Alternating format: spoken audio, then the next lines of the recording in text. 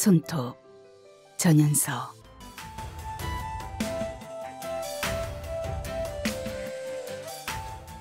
휴대전화 알람이 요란하게 울었다.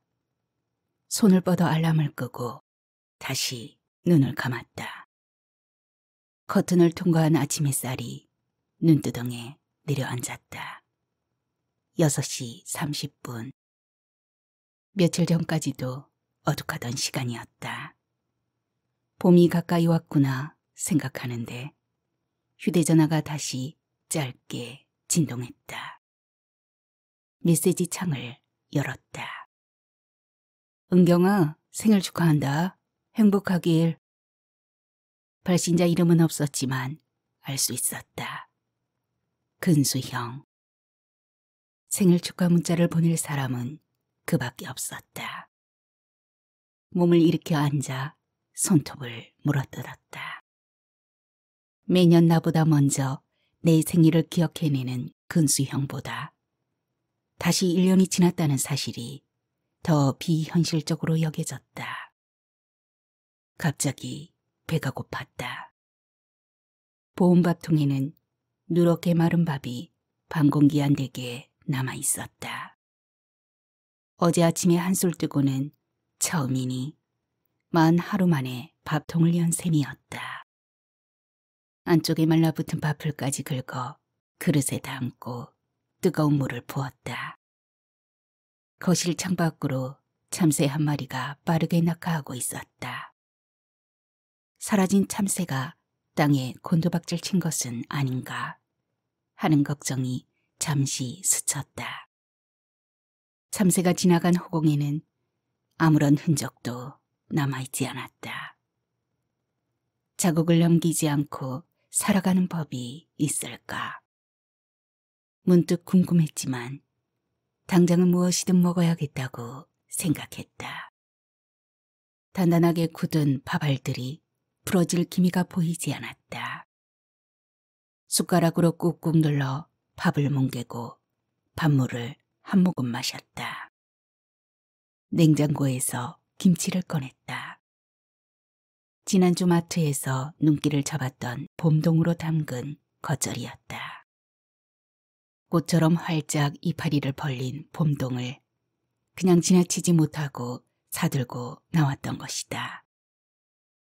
애초에 김치를 담글 생각이 없었기에 봄동이 든 검은 봉지를 식탁 위에 두고도 이틀을 그냥 보냈다. 겉잎이 누렇게 뜬 것을 보고서야 진간장으로 맛을 내고 참기름으로 마무리한 겉절이를 겨우 만들었다. 몇 번씩 간을 봤지만 이 맛도 저 맛도 느낄 수 없었던 그 김치였다. 엄마의 겉절이는 화려했다. 붉은 고춧가루와 참기름으로 버무려진 김치는 미끈한 윤기가 났다. 엄마는 잔잔한 꽃무늬가 그려진 접시에 겉절이를 소복이 담고 통깨를 뿌려 내놓았다. 어떤 때는 통깨를 부수어 김치 위에 뿌리기도 했다. 그럴 때면 하얗고 통통한 엄지와 검지를 살짝 들어 올려 살살 비벼가며 통깨를 으깼다. 빨간 매니큐어를 칠한 손톱 밑에서 흩어지던 깻가루에서는 고소한 냄새와 매니큐어의 시큼하고도 화한 향기가 났다. 새콤달콤한 엄마의 겉절이는 보기에도 그만이었지만 사람들 입맛을 단박에 사로잡았다. 추나추동을 드나들던 남자들이 엄마의 겉절이를 들먹이는 모습은 찬양 수준이었다.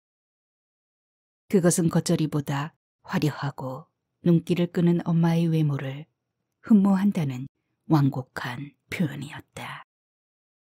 김장김치가 오래 묵힐수록 깊은 맛을 낸다면 겉절이의 생명은 신선함이었다.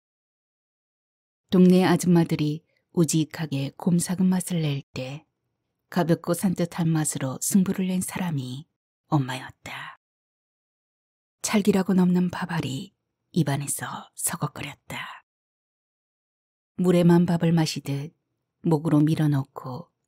겉절이 국물을 한 숟가락 떠먹었다.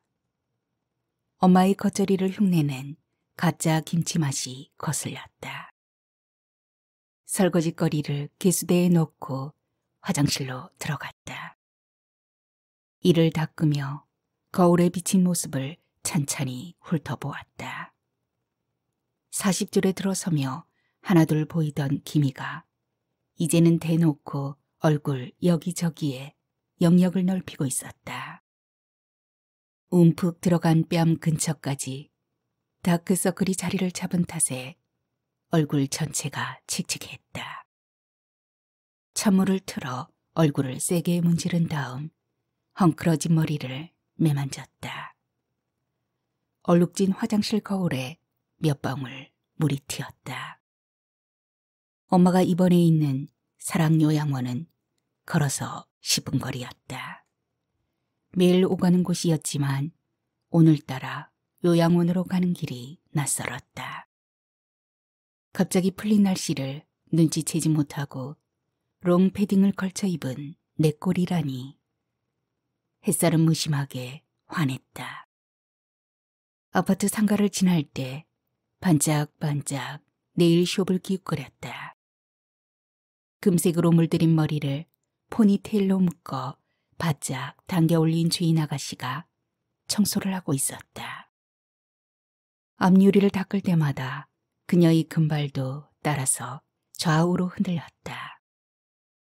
햇빛을 받아 반짝이는 아가씨의 머리단에 눈이 부셨다. 이 앞을 지나갈 때마다 습관처럼 네일숍 앞에서 머뭇거렸다. 가게 이름처럼 반짝이는 온갖 색의 매니큐어가 진열된 곳에서 그보다 더 반짝이는 웃음을 한 아가씨를 처음 보았을 때 하마터면 네일숍 안으로 들어갈 뻔했다. 처음엔 걸으면서 곁눈으로만 힐끗거리다가 아가씨와 눈인사를 거내는 사이가 되자 편안하게 가게 안을 들여다보게 되었다. 네일숍 아가씨의 손톱은 늘 영롱한 색색의 매니큐어로 칠해져 있었는데 손을 움직일 때마다 꽃을 흔드는 것처럼 보였다. 아가씨의 손톱이 화려해질수록 내 손은 주머니 깊숙한 곳으로 숨어들었다.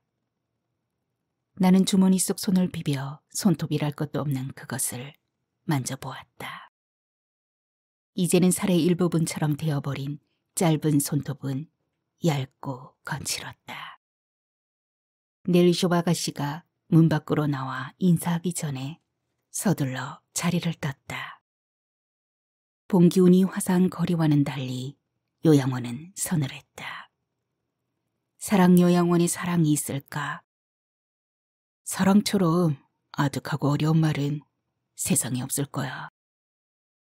침울한 얼굴로 주절대던 근수형의 얼굴이 떠올랐다. 나는 좀처럼 익숙해지지 않는 소독약품 냄새를 떨쳐내려고 머리를 흔들었다. 엘리베이터 대신 계단을 올라 302호 앞에 섰다. 깊은 숨을 내쉰 뒤 문을 열었다. 병상에 있던 노인들이 일제히 나를 향했다. 무유하던 일상에 뛰어든 작은 먹잇감을 그들이 놓칠 리가 없다. 저 눈동자들은 진드기처럼 쩍 달라붙어 내가 302호를 떠날 때까지 떨어지지 않을 기세다. 그들은 도난 방지용 적외선 감지기처럼 샅샅이 나를 훑어낸다. 내가 엄마의 침대 시트를 몇 차례나 만지작거리는지, 엄마에게 간식을 줄 때 곁에 앉아 말을 거는지, 아니면 창밖만 바라보는지, 엄마의 기저귀를 갈며 인상을 쓰는지 아닌지 그들은 모두 알고 있다. 단절된 공간에 갇힌 노인들에게 나는 한 번씩 배달되는 자식의 편지 같은 것일까? 그들은 흐릿한 눈동자를 모아 바깥 세상이 어떤지 묻고 있다. 집요하고 끈적한 눈길에 처음엔 물 마시는 것조차 부담스러웠지만 시간이 갈수록 덤덤해졌고 이제는 그 모든 것을 기꺼이 감내하고 있다. 적당히 무시하고 적당히 수긍하면서 그 시간을 견뎌내고 있는 중이다. 인사를 하는 둥 마는 둥 어정쩡하게 고개를 숙이고 창가 엄마의 침대로 갔다. 침대 2개면 적당할 크기에 4개의 침대가 들어있는 병실은 답답했다. 침상끼리 머리를 맞대고 있어 환자는 물론이고 어쩌다 들리는 보호자의 사생활도 보호받지 못하는 그런 곳에 나의 엄마 강심덕 여사가 있다. 엄마는 잠들어 있었다. 이불 밖으로 엄마의 오른손이 비죽이 나와 있었다. 흰 살결과는 어울리지 않게 쭈글쭈글했다. 한때는 빨간 매니큐어로 반짝이며 고단한 삶을 헤쳐나갔던 그녀의 손도 세월을 넘어설 수는 없었다.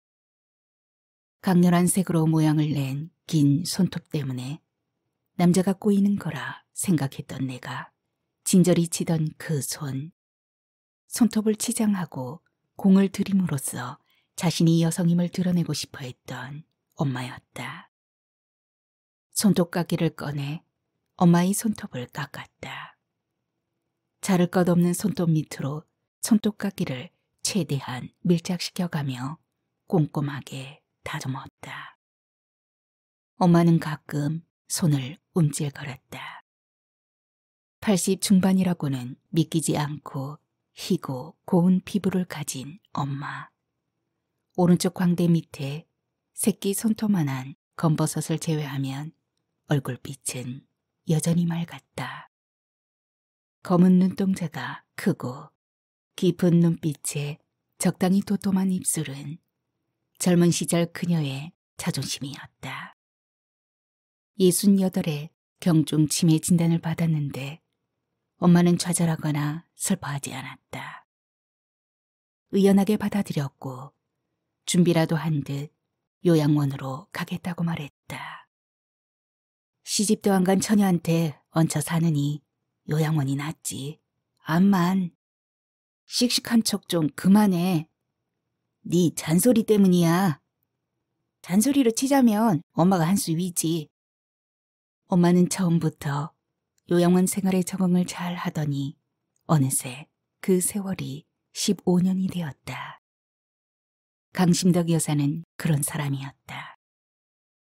생긴 것과는 달리 호방하고 배포가 크고 세상 무서울 것 없는 두둑한 배짱을 가졌으며 다만 자주 웃었다. 여자의 몸에 남자 사주를 타고나 삶이 고달플 거라 했던 어느 무당의 예언처럼 엄마의 삶은 신선했다. 100일을 간 넘긴 나와 꽃 같은 엄마를 두고 아버지가 눈을 감을 때 미안하네 라고 했다는 말을 엄마는 입에 달고 살았다. 미안하단 말이나 말지. 그나마 있던 재산을 아버지 밑으로 소진한 엄마는 경제활동을 시작했다.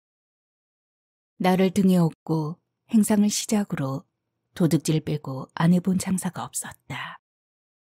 아버지 그늘에 살림만 하던 엄마의 내면 어디에 그런 힘이 있었는지 돈이 되는 일이라면 거침이 없었다. 갖은 고생 끝에 맨 처음 그녀의 명의로 된 가게를 얻었을 때 엄마는 가게에 딸린 작은 살림방에서 이틀을 울었다. 요양원에 들어오기 바로 전까지 그녀의 터전이었던 가게 이름은 추나추동이었다. 동네 입구에 자리한 밥집, 추나추동의 주 메뉴는 세월 가면서 바뀌었는데 국밥을 파는 곳이었다가 해장국으로 감자탕으로 변해갔다. 주 메뉴보다 가게 매출에 더 효자 노릇을 한 건 막걸리나 소주 같은 주류였다. 그도 그럴 것이 엄마의 음식은 형편없었다. 추나추동을 그래서 식당이라고 엄마 스스로도 말하지 않았다. 겉절이만큼은 달랐다. 파릇파릇 화려한 색채에 새콤달콤 강렬한 첫맛에 강심덕표 겉절이는 깊은 맛을 내는 해장국 같은 주 메뉴를 밀어내고 추나추동의 대표 음식이 되었다. 게다가 배우 윤정이를 닮았다는 수려한 이목구비의 미모가 더해져 추나추동은 번성했고 이래저래 주변의 사랑과 시샘을 동시에 받았다. 언제 왔니? 조금 전에. 엄마는 양손을 펼쳐 손톱을 들여다보더니 한숨을 쉬었다. 또 손톱이 짧아야 깨끗하지. 난 됐고 너는 여자 손톱이 그게 뭐냐 말이다. 여자 손톱, 남자 손톱 다를 게 뭐람. 여자는 여자다워야지. 어째 너는 그리 나를 안 닮았누? 햇살 좋은데 산책이나 가자. 엄마를 휠체어에 태우고 병실 밖으로 나왔다. 산책이라고 해봐야 요양원 옥상에 조잡하게 만든 미니 정원을 두어 바퀴 도는 것이 다였다. 점심 식사 전이라 그런지 정원에는 사람이 없었다. 멀리 산자락에는 막 돋아나기 시작한 연두빛 나뭇잎과 산철주, 진달래, 흰 벚꽃이 뒤엉켜 아무렇게나 흩어져 있었다. 반짝반짝 네일숍 쇼윈도처럼 찬란했다. 네 아버지를 만나면 무슨 말을 해야 하나. 말은 무슨 알아보기나 하겠어? 이 인간 만나면 가만두나 봐라. 아버지 보고 싶구나. 쓸데없는 소리. 그럼 대원 아저씨는? 우리 가게는 어떻하든. 엄마는 잠시 뜸을 들이더니 힘없이 물었다. 가게가 궁금하단 말은 대원 아저씨가 보고 싶다는 말처럼 들렸다. 엄마에게 가게는 곧 대원 아저씨를 의미하는 것이었다. 엄마 자존심에 가게에 가보고 싶다거나 아저씨가 보고 싶다는 말을 애둘러 하고 있는 것이다. 하지만 엄마는 정신이 나갈 때면 지정을 하고 가게에 가자고 조른다는 것을 본인은 알고 있을까? 이제 남의 가게야. 나는 냉정하게 대답했다. 오늘 내 생일인 거 알아? 미역국은 꼭 먹어라. 아침에 먹었지. 봄동 겉절이는 했는데 맛이 없네. 세상 쉬운 걸 왜 못해? 엄마는 건성으로 대답하고는 햇빛을 향해 얼굴을 돌렸다. 내 생일이면 맛깔나는 겉절이에 있는 솜씨 없는 솜씨를 부려 한상 가득 차려주던 그때는 잊은 것 같았다. 엄마는 눈을 감은 채 말이 없었다. 10개의 미소 지은 얼굴이 쓸쓸하고 적막했다. 그녀는 가끔 아픈 몸을 사랑요양원에 두고 마음만 빠져나와 자신만의 세계로 미끄러져 들어갔다. 아버지일까? 대원 아저씨일까? 지금 엄마를 깊은 상념 속으로 이끌어 먼 기억을 끌어내는 사람은 누구일까? 그녀가 간신히 버틸 수 있게 붙잡은 사람은 누구란 말인가?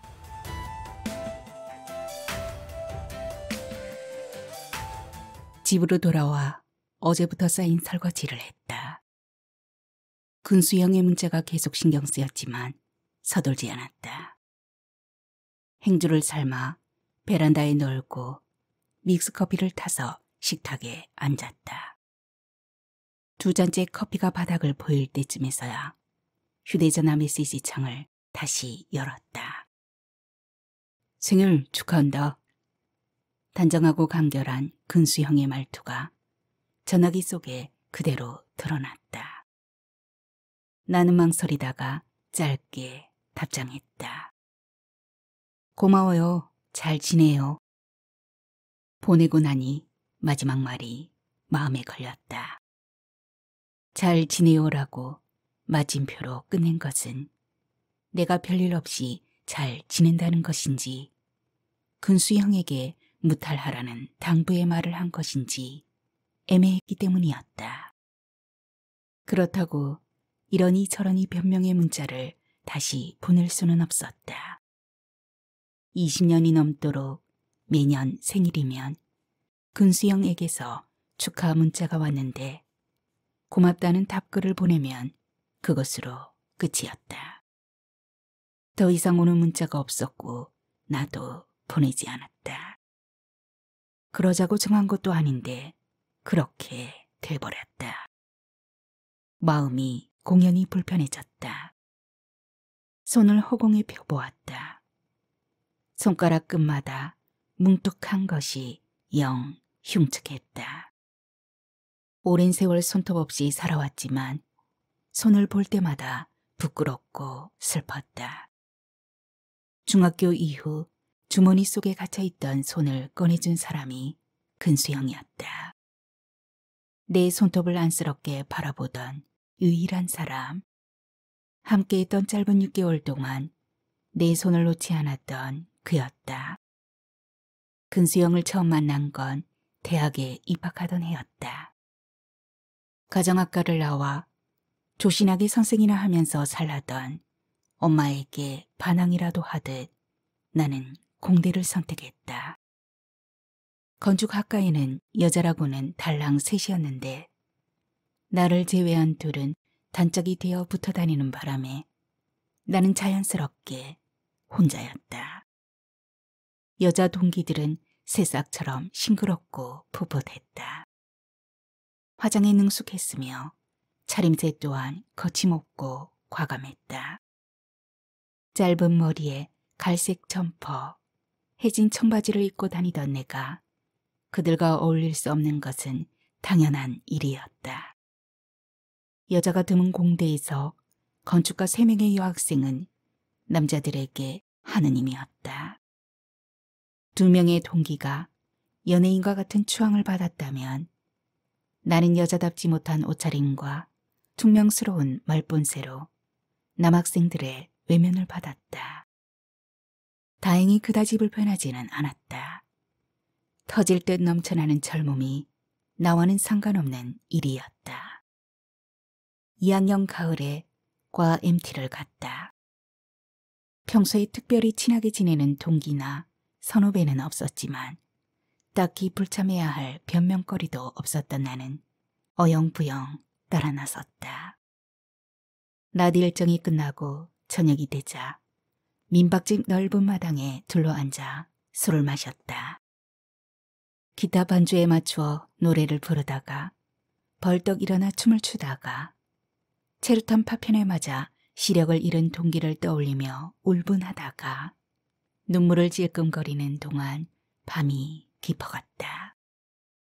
그때 그들은 솔직했고 당당했으며 아름다웠다. 나는 조용히 앉아 그들이 발산하는 에너지에 빠져들었다. 멀리서 귀뚜라미에 처량하면서도 맑은 울음소리가 들려오자 누군가 한 사람씩 돌아가면서 하고 싶은 이야기를 터놓자고 제안을 했다. 촌스럽다, 촌스러워. 말들은 그러게 했지만 이내 모닥불을 가운데 두고 모여 앉았다.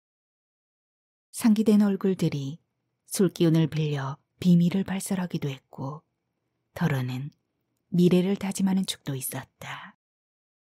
한 번씩 바람이 불어와 모닥불 불꽃에 닿을 때면 불길이 힘껏 솟구치며 공중으로 흩어지곤 했다.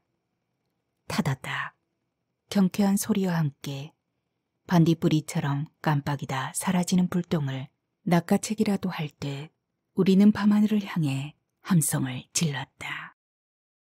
근수영은 군 제대 후 4학년에 재학 중이었다. 그는 건축가를 대표하는 엘리트였으며 후배들에게는 전설 같은 존재였다. 지방 시골 출신으로 건축과 유례없이 우수한 성적으로 입학한 후 유머를 갖춘 특유의 카리스마로 과 전체를 휘어잡던 선배였다. 그에게 콤플렉스였을지도 모르는 외모가 유일한 단점이었는데 정작 자신은 개의치 않은 듯 보였다. 공식적인 그의 키는 170cm였지만 그보다는 작아 보였고 두꺼비처럼 불룩 튀어나온 눈꺼풀은 날카로우면서도 어딘지 모르게 지적이었다. 가무잡잡한 피부나 사투리 억양마저 그를 돋보이게 했다. 입술은 두터웠고 얼굴에 비해 입이 컸다. 나는 가끔 그의 달변이 저 큰 입 때문이 아닐까 생각했다. 그의 주변은 늘 사람들로 넘쳤으며 그 무리에서는 밝고 긍정적인 에너지가 흘렀다. 무엇보다 그는 사람을 좋아했으며 친절했고 정의를 지향하는 사람이었다.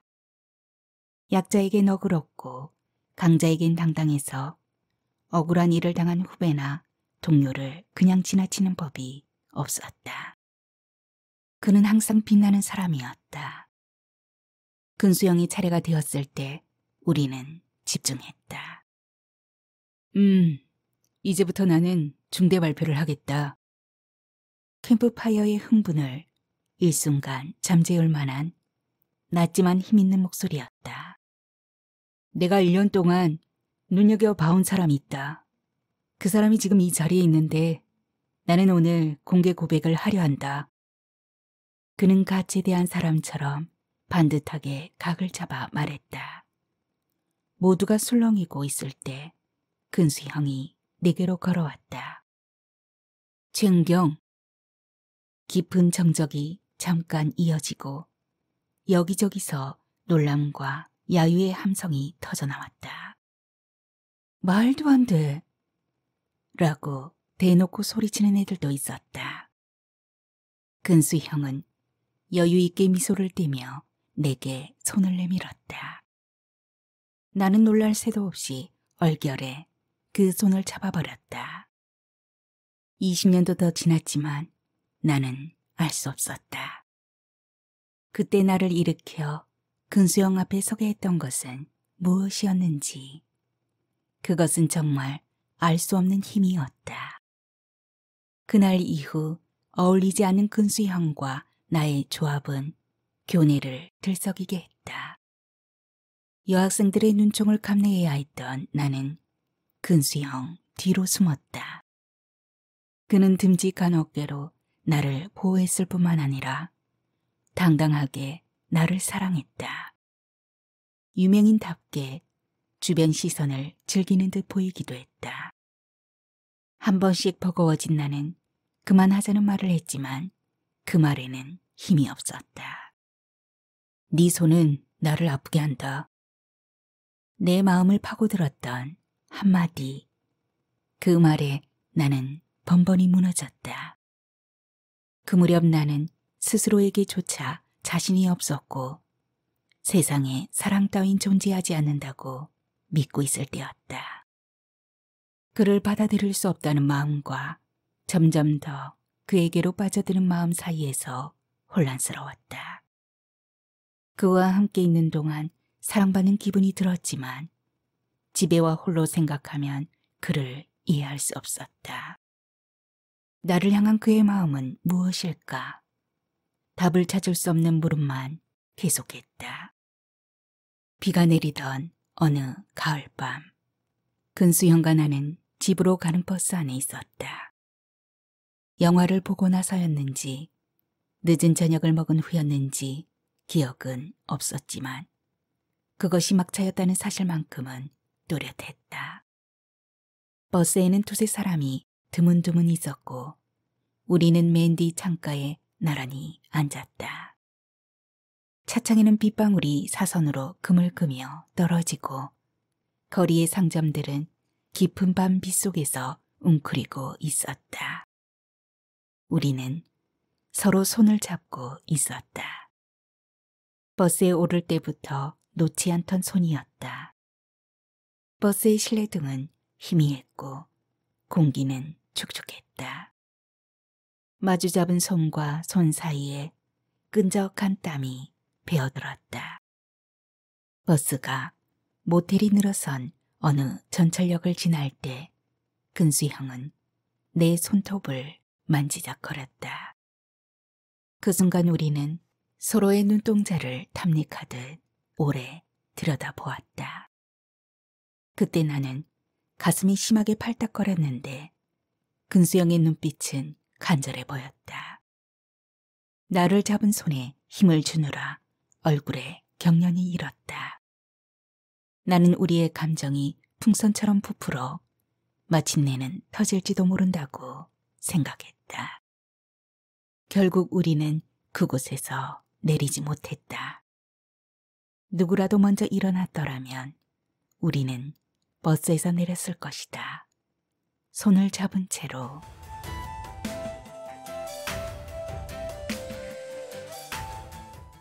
전화벨이 울렸다. 요양보호사였다. 낮에 요양원에서 오는 전화는 늘 불길했다. 서둘러 전화를 받았다.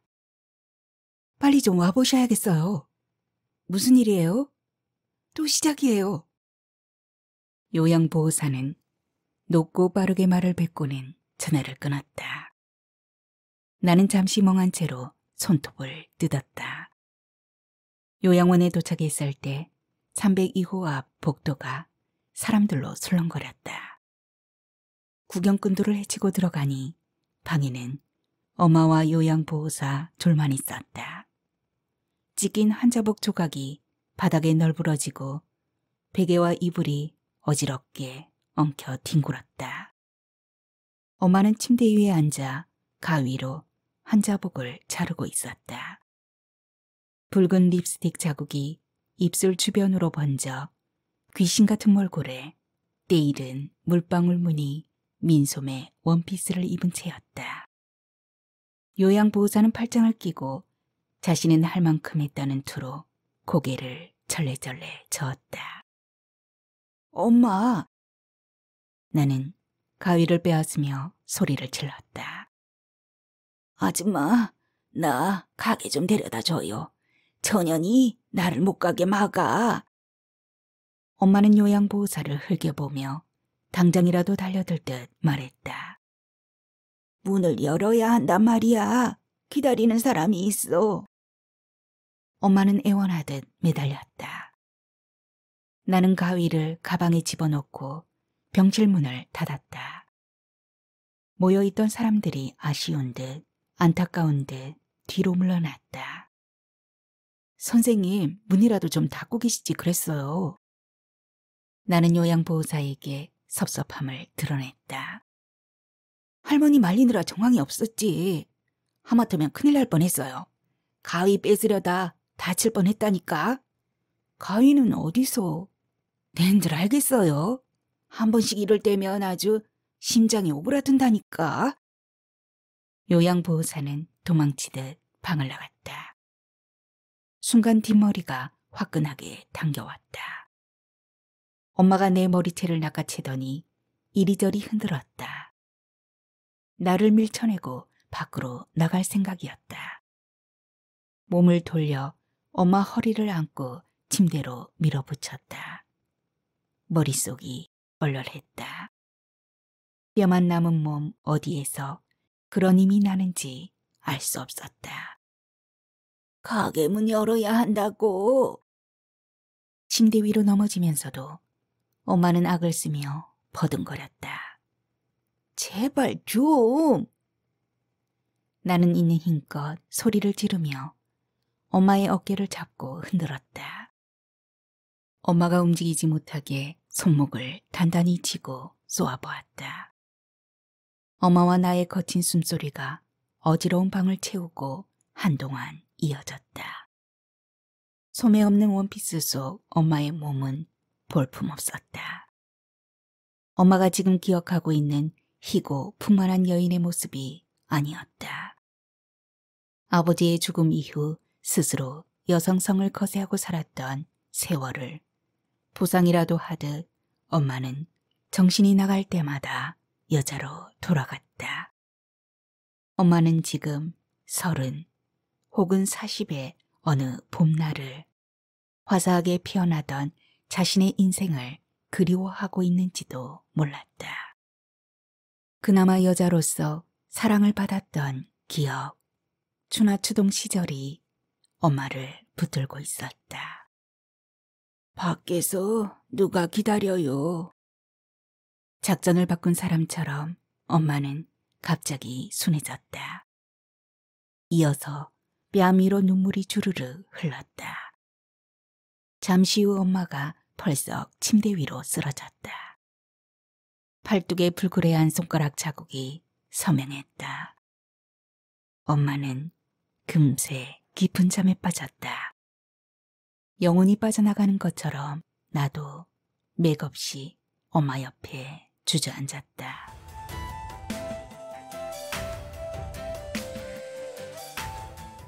추나추동은 작은 동네의 명물이었다.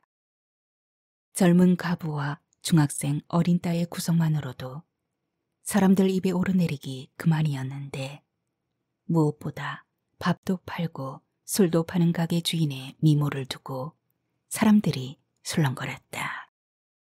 처음부터 술을 판 것은 아니었다.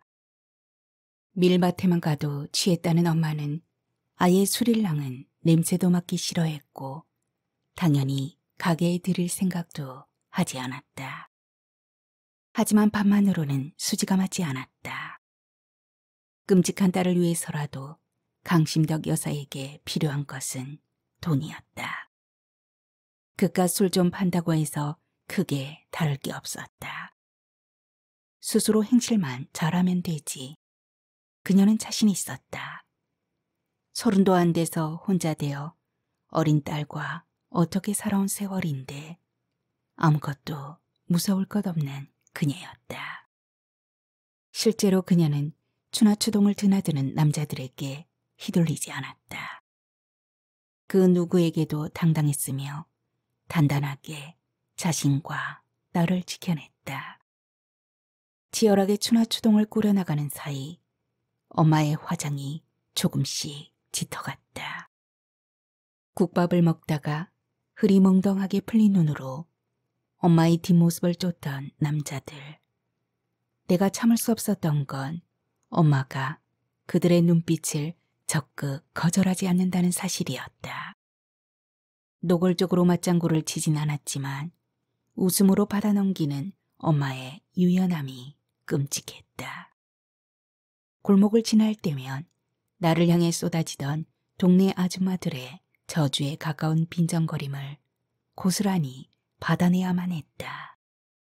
나는 엄마에게부터 떨어지지 않는 그 더러움을 경멸했다. 손톱을 물어뜯기 시작한 것도 그 무렵이었다.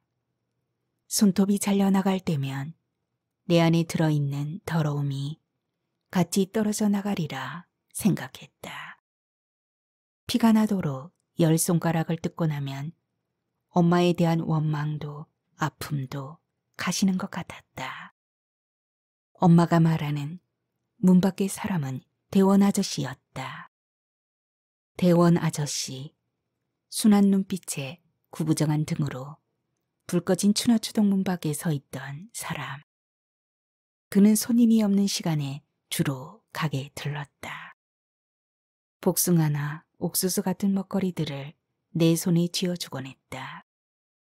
살이 떨어질 때쯤이면 쌀포대를 어깨에 메고 왔으며 김장을 마친 다음 날에는 어김없이 연탄을 배달시켰다. 은경아, 엄마, 불쌍한 사람이다.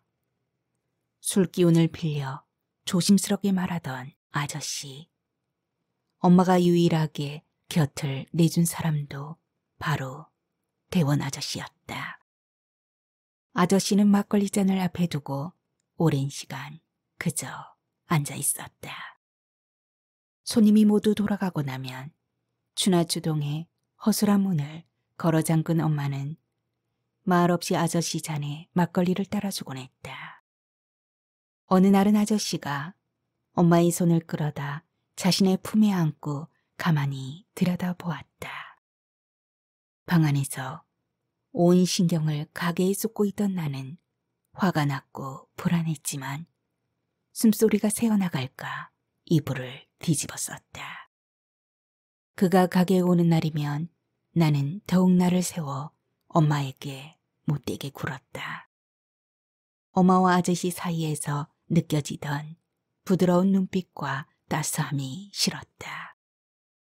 더러움이란 저런 것이 아닐까 생각했다. 중학교 3학년 겨울방학식을 하던 날이었다. 매서운 바람이 몰아치는 강둑을 걸어 집에 도착했을 때 가게 앞에 동네 사람들이 모여 있었다. 대원 아저씨의 어머니와 부인이 가게에 몰려와 살림을 부수는 것을 구경 중이었다. 엄마는 옷이 찢기고 머리칼이 엉킨 채 바닥에 내동댕이 쳐져 있었다. 웅성거리는 사람들과 양은 냄비가 부딪히는 소리, 악을 쓰며 울부짖는 소리들이 멀리서 가까이서 들어오고 나갔다. 평소 엄마와 가깝게 지낸다고 떠들고 다니던 남자들이 슬그머니 뒷자리로 물러서 있었다. 대원 아저씨 부인이 엎어진 엄마를 향해 발길질을 하려던 순간 나는 엄마의 등 위로 몸을 날렸다. 그녀는 주저앉더니 엄마와 나를 때리며 울었다. 아프지 않았다. 다만 겁이 났다. 지옥 같은 이 시간이 끝나지 않을 것처럼 무서웠다. 모두 돌아가자 엄마는 뒤집힌 의자를 일으키고 조각난 꽃무늬 접시를 아까운 듯 쓰다듬었다. 나는 참지 못하고 엄마의 손을 잡아 끌고 강둑을 향해 달렸다. 악을 쓰며 달렸다. 같이 죽자. 엄마, 난 이렇게 못 살아. 은경아. 강으로 뛰어드는 나를 잡고 엄마는 오열했다. 그날 밤 추나추동 문 앞에서 대원이 아저씨의 목소리가 오래도록 들려왔다. 은경아, 은경아. 나는 귀를 틀어막았고 엄마는 벽을 향해 돌아누웠다. 엄마의 어깨가 들썩였다. 나는 밖으로 나갔다. 제발 우리 앞에 나타나지 마세요. 아저씨에게 달려들었다. 은경아, 은경아. 지긋지긋해. 더러워. 그가 발길을 돌려 골목 뒤쪽으로 걸어갔다. 한 번씩 멈췄지만 이쪽을 바라본 건지는 알 수 없었다. 그리고 아저씨는 더 이상 엄마를 찾아오지 않았다.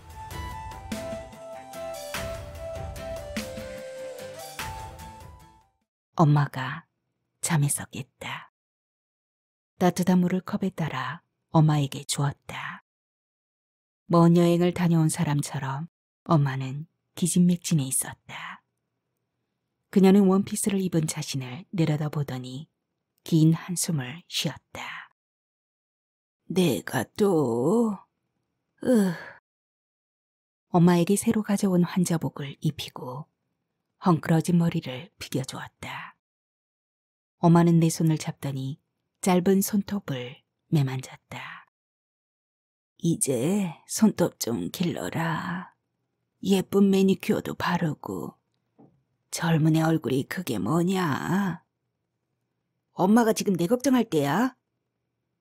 자식 걱정하는데 내가 있다더냐? 엄마나 내가 걱정 좀 안 하게 하셔. 나 보기 싫다고 가출했던 거 생각나니? 내가 그랬나? 그때 찾지 말아서야 했는데. 아이고, 나 없이 퍽이나 잘 사셨겠소. 그럼 네가 이 고생 안 해도 될 것을. 살면서 엄마가 내 속 썩인 것에 비하면 이 가게 무슨 고생이라고. 창밖을 바라보았다. 바람이 부는지 꽃잎이 허공으로 날아 오르내리고 있었다. 작은 새떼가 군무를 추는 것 같았다. 엄마, 추나추동 한번 가보실래? 싫다. 거기 뭐하러 가니? 엄마는 아니라고 했지만 날이 더 따뜻해지면 엄마를 가게에 모시고 가야겠다고 생각했다. 엄마가 앞으로 나를 알아볼 날이 얼마나 될까.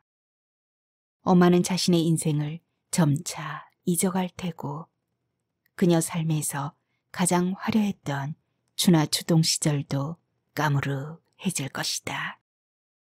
잠깐씩 정신이 나갈 때마다 찾던 대원이 아저씨도 언젠가는 잊고 말겠지. 나는 대원이 아저씨 이야기를 꺼내려다 그만두었다. 이 세상에서 엄마를 가장 많이 이해하고 보듬었던 사람이라는 것을 내가 진작 깨달았다면 엄마의 삶이 조금 나아질 수 있었을까. 팍팍한 그녀의 삶에 단 한 번 따뜻하게 불어오던 바람, 대원 아저씨. 어쩔 수 없는 운명에 발이 묶였어도 자신의 가슴에서 뭉근하게 피어오르던 사랑을 엄마에게 쏟아부었던 사람. 엄마를 지금껏 버티게 해주는 고마운 사람이었다는 걸 너무 늦게 알아버렸다. 그가 사랑하는 방식은 그런 것이었다. 불쌍하게 여기는 것. 무거운 삶의 무게를 마음으로 나누고 싶어 하는 마음. 대원 아저씨의 진심이었다. 20여 년 동안 끈을 놓지 않는 근수 형이 떠올랐다. 도망치다시피 그를 멀리했던 나를 끝내 기억해주는 그의 마음은 무엇일까? 그가 어울리는 여자를 만나 결혼을 하고 반듯한 가정을 꾸려 잘 산다는 이야기를 들은 지도 오래되었다. 사랑이었든 집착이었든 내 인생의 한때를 찬란하게 해준 근수 형. 그가 사람을 사랑하는 방식은 의리일지도 몰랐다. 무슨 생각을 하는데 불러도 몰라. 엄마가 내 손을 잡으며 말했다. 아니, 그냥 봄이 오네. 꽃도 피었지? 피었지. 겨울 돼서 다 죽은 것 같아도 봄 되면 또 피고 또 피고 활짝 피었다가 지고 사람도 저 나무처럼 꽃처럼 다시 필 수는 없을까? 그러게 나는 말이다. 만약에 다음 생에도 사람 몸받아 나게 해준다면 그땐 나도 한번 활짝 피어볼란다.